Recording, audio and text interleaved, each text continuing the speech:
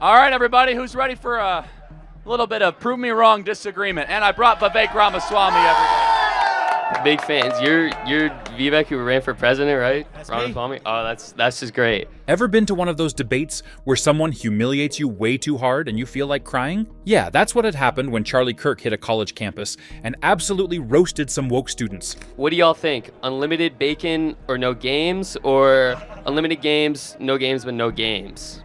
All right, next question. Next? Wait, I'm trolls actually will not trying be tolerated. Thank you very much.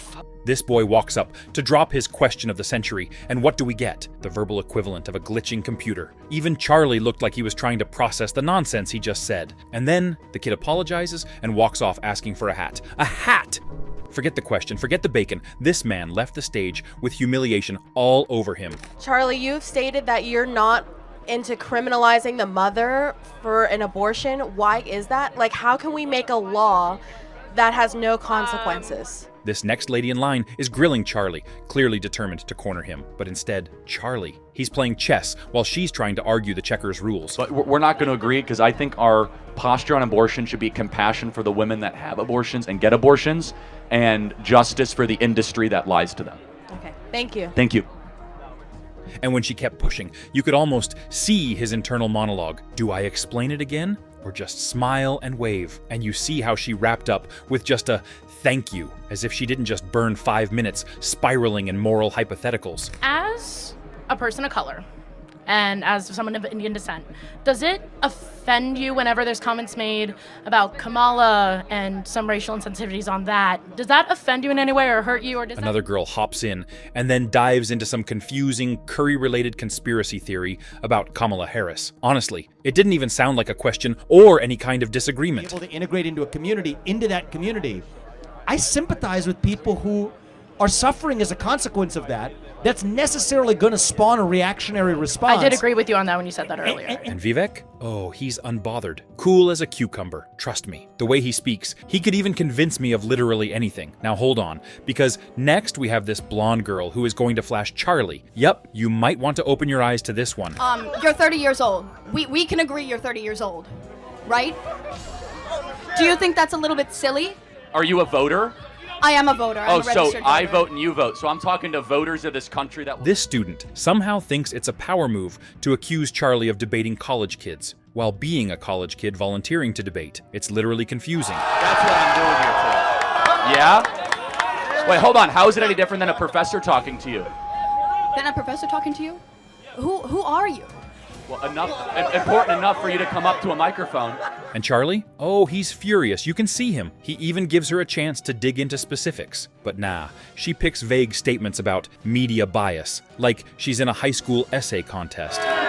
Look, he intentionally tried to provoke substance out of you. And you said, well, I'm worried about some laws Congress should pass. I have to ask, what laws are you talking about? Can you be specific?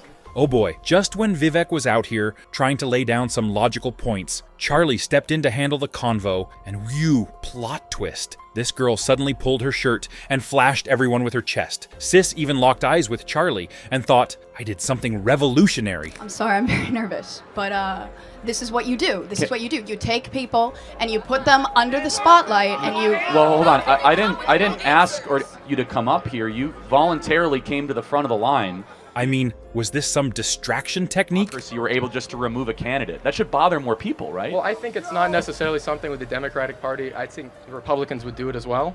I think it's just an issue of the two-party system. Honestly, that's my... So, look... This boy rolls up with a right in Biden chart. His argument, the Democrats turned on Joe Biden too fast. And that's undemocratic. Okay, Ryan, but are we just going to ignore that? Vivek and Charlie are out here hyping him up. Meanwhile, this guy is on full roll, trying to sprinkle in phrases like two-party system and mega donors to sound woke. But the energy is very freshman, trying to impress his political science TA. Right. If you look at, FEC versus Citizens United, the Supreme Court case, Donald Trump's also getting an insane amount of money from private donors. 501Cs. Kamala Harris is actually getting far more. I mean, I know. It's like what? More. It's like 300 million to 200 million. Then came the moment he brought up Trump's donor funds, and Vivek hit him with the actual facts, like a human Wikipedia, complete with charts and citations. Ryan, still holding his right in Biden sign like it's a shield against logic. So, boy, your enthusiasm is appreciated. But let's be real, this movement feels like a group chat idea that got out of hand. You were indirectly humiliated enough, so time to go back to your home with this chart. If the only way to ban abortion forever would be to bring back slavery, would you do it? No. No? No. I wouldn't bring back slavery to. All right, this other girl comes in hot with a yes or no question. Her question was so ridiculous that even Charlie, who usually thrives in debate mess, had to pause. I'm just curious. Just No, yes but- or no? Can I ask you a question then? Sure. If the only way to limit human suffering is to ban abortion, would you ban abortion?